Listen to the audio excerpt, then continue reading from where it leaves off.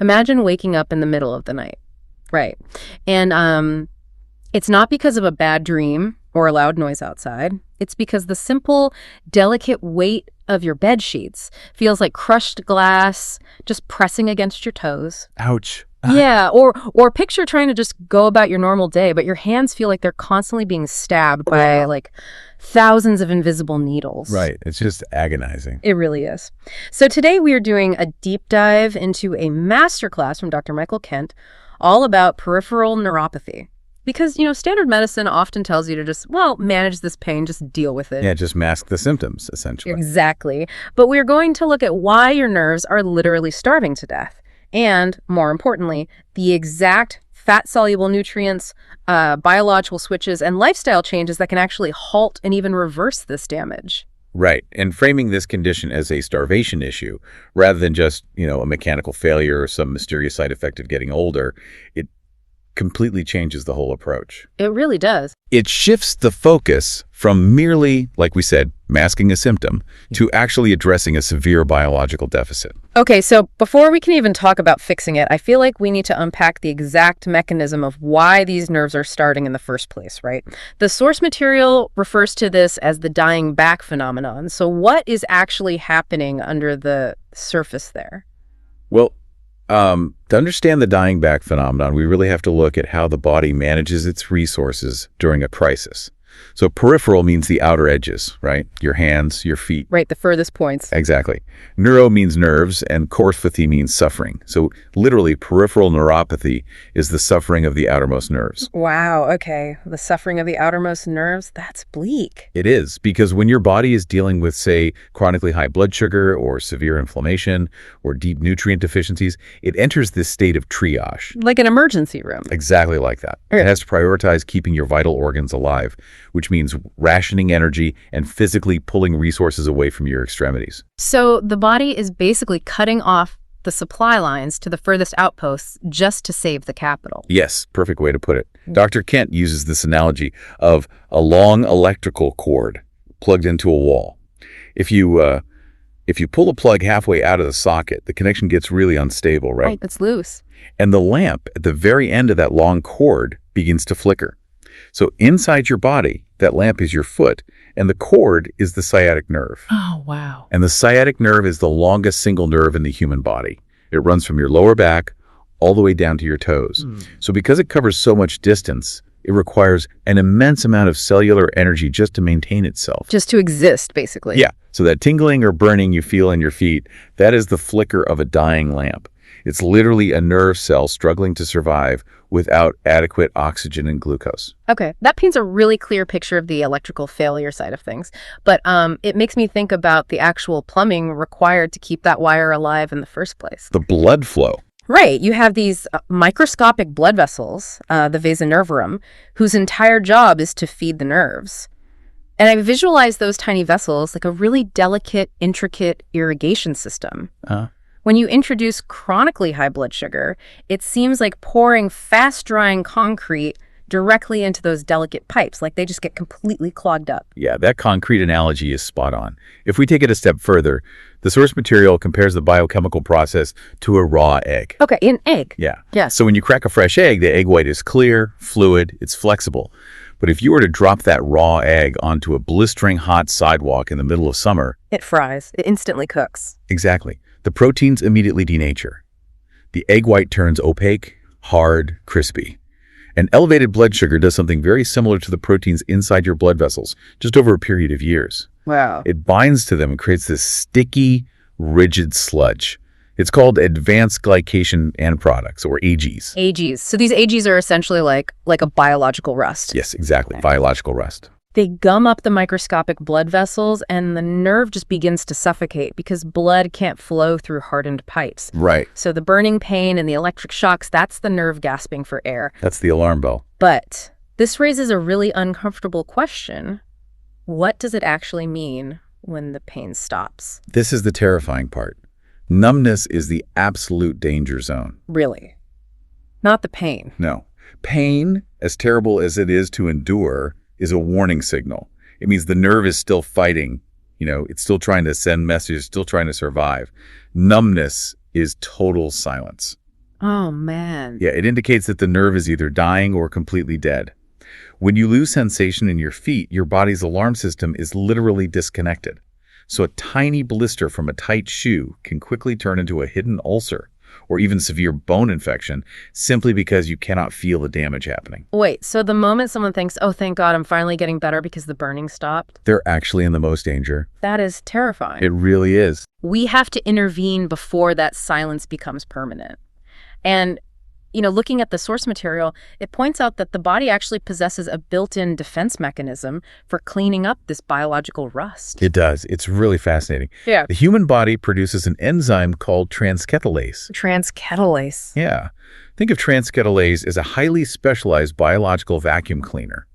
Its specific evolutionary purpose is to seek out those toxic sugar byproducts, AGEs, suck them up, and convert them into harmless energy that the cell can actually use. That's amazing. When this enzyme is fully active, it scrubs the delicate blood vessels clean, keeping your nerves flexible and highly conductive. Okay, but wait, if we all have this built-in biological vacuum cleaner, why is it failing in millions of people who suffer from neuropathy? Because it needs fuel. And the source says transcromolase requires a very specific fuel to turn on, which is vitamin B1, also known as thiamine. But I'm going to play skeptic here for you listening. If the fix is simply vitamin B1, shouldn't my standard daily multivitamin or, I don't know, a bowl of fortified breakfast cereal solve this whole problem? Right, you'd think so. But this is the fatal flaw in standard dietary advice and just conventional supplementation in general.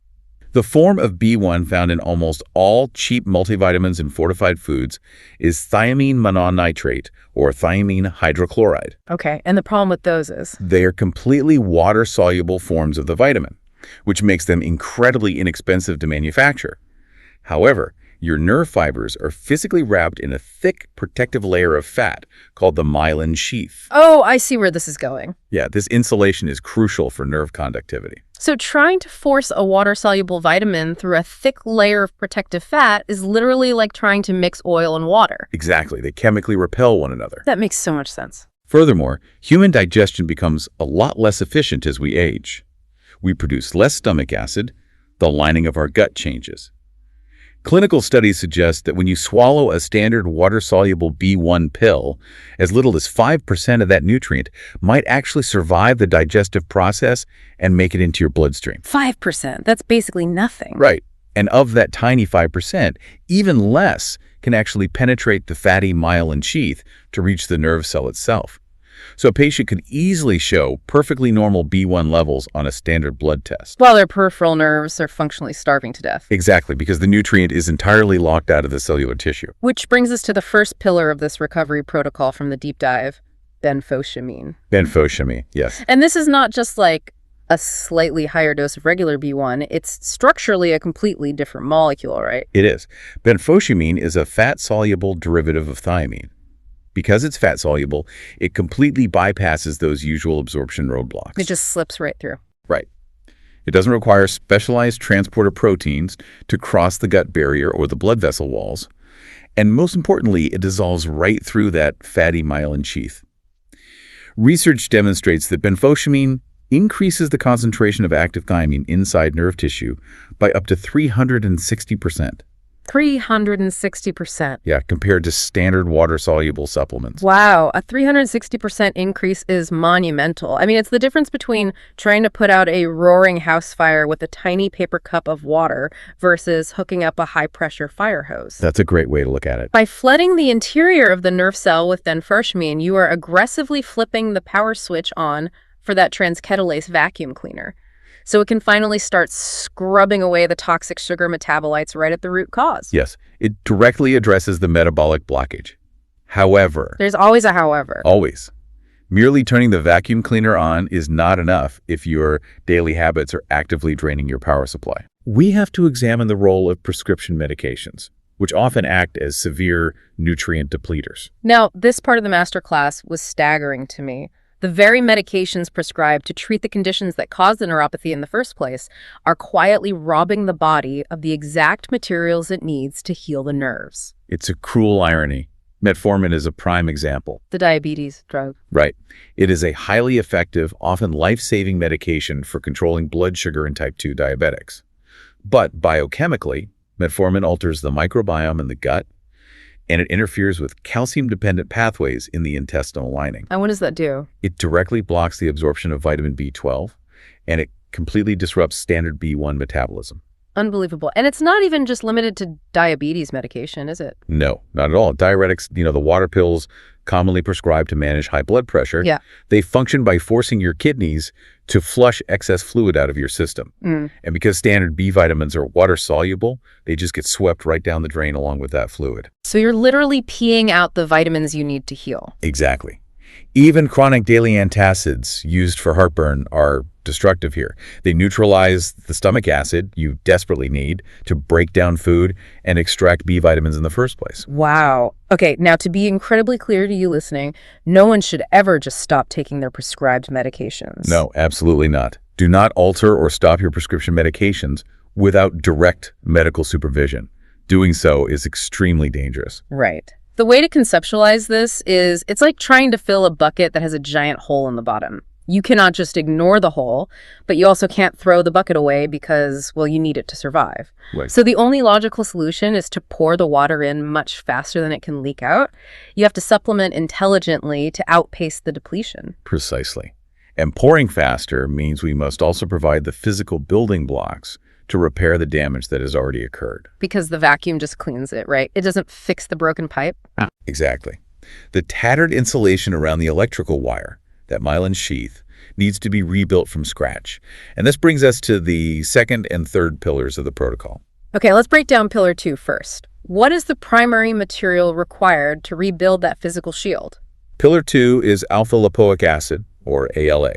It's often referred to as the universal antioxidant. Universal. Why universal? Well, typically antioxidants are strictly categorized by how they dissolve. So vitamin C works only in water, while vitamin E works only in fat. ALA is unique because it is both fat and water soluble. Oh, wow. So it goes everywhere. Exactly. It can travel into every single compartment of the nerve cell through the watery interior and the fatty outer membrane to neutralize oxidative stress and stop that biological resting process. Okay, but I know form matters here. Form is critical. You must source stabilized R-lipoic acid. That is the naturally occurring form recognized by human biology. Right, because most of the really inexpensive supplements on the shelf use a synthetic blend called S-lipoic acid. And the source material emphasizes that the synthetic S form is not only poorly absorbed, but it can actually compete for receptor sites in your cells, like physically blocking your body from utilizing the natural R form. Yeah, it gets in the way. And to work alongside the R-lipoic acid, the nerve requires its primary construction worker. This is pillar 3, vitamin B12. The construction worker. Without adequate B12, the myelin sheath just cannot regenerate, leaving your nerves acting like bare electrical wires, short-circuiting every time they touch. Ouch! And once again, the biochemical form dictates the outcome. It must be methylcobalamin. Methylcobalamin, because it's premethylated. Yes. Which means the molecule already has a methyl group attached, so it is biologically active and ready for the nervous system to use the second it enters your bloodstream. Exactly. No assembly required. But the vast majority of cheap multivitamins use a completely different form called cyanocobalamin. And this drives me crazy. No. Cyanocobalamin literally contains a synthetic cyanide molecule. It does. So once you ingest it, your liver has to expend precious energy to strip away the cyanide and detoxify it before the B12 can even be used. It's incredibly inefficient. Forcing a sick body to process a known toxin while it is desperately trying to heal dying nerve tissues seems completely illogical. It creates an entirely unnecessary metabolic burden. And that actually naturally leads us to another crucial warning regarding B vitamins, specifically the B6 paradox. Oh man, this paradox is genuinely shocking because a lot of people naturally assume that, hey, since B vitamins are good for nerve health, taking a massive high-dose B complex is the best strategy. Right, more is better. But consuming huge doses of synthetic B6, which goes by the name pyridoxine hydrochloride, can trigger an absolute disaster. Taking a common 100 milligram dose of pyridoxine HCl allows the synthetic compound to accumulate in the dorsal root ganglia of the spinal cord. And that's exactly where you don't want it. Right. It can literally poison and kill the very nerve endings you were trying to save. It's a classic case of dose and form dictating toxicity. While a deficiency in B6 will certainly cause nerve damage, a toxic accumulation of the cheap synthetic form will cause identical, if not worse, neuropathy. So what's the right way to do it? The safe, biologically active form of B6 is called pyridoxal 5-phosphate, or P5P. 5P got it. And the dosage must be kept conservative, under 25 to 50 milligrams daily. The goal is gentle cellular support, not overwhelming the system. Better is better, more is not always better. Okay, so we've established the first three pillars. Pillar 1, benfotiamine clears the toxic sludge. Pillar 2, arlipoic acid stops the oxidative resting. Pillar 3, methylcobalamin rebuilds the physical wire insulation. But the nerve is still effectively dormant at this point, right? How do we actually turn the power back on inside the cell? We need to jumpstart the cellular power plant. This is pillar 4. Acetyl L-carnitine, commonly abbreviated as ALKI. Right. Nerves are incredibly energy-hungry structures. They require massive amounts of ATP, which is adenosine triphosphate, the basic currency of cellular energy. They need it just to transmit a single signal. Just one signal? Yeah. Inside every cell are mitochondria, which act as microscopic engines generating that ATP. ALKR functions like a biological shuttle bus. Okay, taking passengers to the engine. Exactly. It transports raw fatty acids directly into the mitochondria so they can be burned for fuel. Taking about 500 milligrams of ALKR ramps up this energy production, which is especially vital if the neuropathy is accompanied by deep muscle fatigue or weakness. Makes sense. And to complement the ALKR and help manage the immediate pain while regeneration actually begins, the protocol includes magnesium glycinate, taken at roughly 200 to 400 milligrams before bed. Yes, magnesium is crucial here. The mechanics behind this are so fascinating to me. In our nervous system, we have NMDA receptors, and you can think of NMDA receptors as the body's pain amplifiers. Right, they crank up the volume. When they are stuck in the on position, every minor touch registers as a stabbing needle. Magnesium basically acts as a chemical bouncer. I love that, a bouncer. Yeah. It physically sits inside the NMDA receptor channel and blocks those constant pain signals from firing.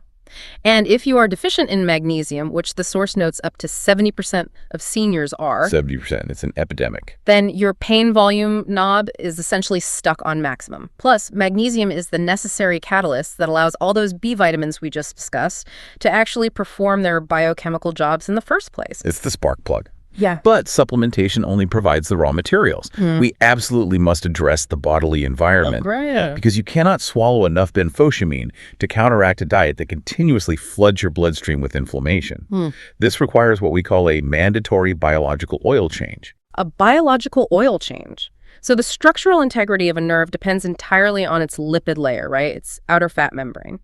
When someone consumes a diet heavy in industrial seed oils like soybean oil, canola oil, or corn oil, the body incorporates those highly unstable, easily oxidized fats directly into the cell walls. Yes, and the nerves become stiff, rigid, and prone to inflammation. We have to swap those out for stable fats. So olive oil, avocado oil, coconut oil, butter, those provide the stable fatty acids required to build flexible, resilient nerve membranes. Exactly. And perhaps the most immediate lifestyle shift is implementing the 10-minute rule. The 10-minute rule, yes. Let's talk about that. Liquid sugar, whether it's soda, sweet tea, or fruit juice, is an instant flood of glucose that completely overwhelms the transketolase enzyme before it can even start working. It's just too much all at once. Right. But simply committing to a brisk 10-minute walk immediately following your largest meal of the day literally changes your physiology. When you walk, your contracting leg muscles pull glucose straight out of your bloodstream to use for energy, completely independent of insulin. So it literally burns off the sugar before it has a chance to turn into that sticky AGE sludge and coat your nerves. It is the most cost-effective medicine available. Just walk. Just 10 minutes. Now, as you consider adopting this protocol of specific supplements and lifestyle changes, you have to be prepared for the physical reality of what nerve regeneration actually feels like. We call this timeline the awakening. The awakening. And when dead nerves start to wake up, it is rarely a comfortable experience. No, it's not. The transition happens in distinct stages. The starting point is numbness, which, as we discussed, indicates the tissue is functionally dead. As the nerve begins to heal, it transitions into tingling, signaling that the connection is finally waking up. Like static on a TV. Right. From there, it often progresses to an intense burning sensation, which signifies active cellular repair before finally settling back into normal sensation. And this is where people get scared. Exactly. Many people become terrified during the burning phase, and they quit the protocol because they believe they're actually getting worse. Right. But that buzzing, that throbbing pain, it means the electrical line is finally going live again. Think of a limb that has fallen deeply asleep. When you stand up and circulation returns, the pain is intense and uncomfortable, right? Oh, yeah, the pins and needles. But that sensation is the undeniable feeling of life returning to the tissue. Don't quit during the burning phase. The source material grounds this clinical timeline in a very real story about Robert. He's a 72-year-old retired carpenter. Oh, this is a great case study. Yeah. His hands were his entire livelihood, but his numbness had progressed so far he literally could no longer grip a hammer. He had been told to just accept it as normal aging and arthritis. Which is so common, sadly. So common. But when he finally began the high-dose benfotiamine and arlipoic acid protocol, he entered what is known as the saturation phase. For the first 4 solid weeks, he felt absolutely nothing. Nothing at all. No improvement whatsoever. He was incredibly frustrated and ready to just throw the supplements in the trash. And that's because the saturation phase is a massive test of patience. The nutrient levels are slowly rising in the bloodstream and filling the depleted cellular reserves, but the tissue itself hasn't accumulated enough raw material to begin the physical repair process yet. Right. But he decided to stick with it. Week 5 marked the activation phase. He actually called his doctor super emotional because he could finally feel the grain and texture of a piece of wood under his fingers again. That's incredible. It sounds like such a minor detail, but for a carpenter who had completely lost his touch, it was everything. By month 6, he had entered the full regeneration phase and was back in his wood shop working normally. Wow. Yeah. So this isn't a miraculous cure. It is simply applied biochemistry requiring immense patience. Patience is key.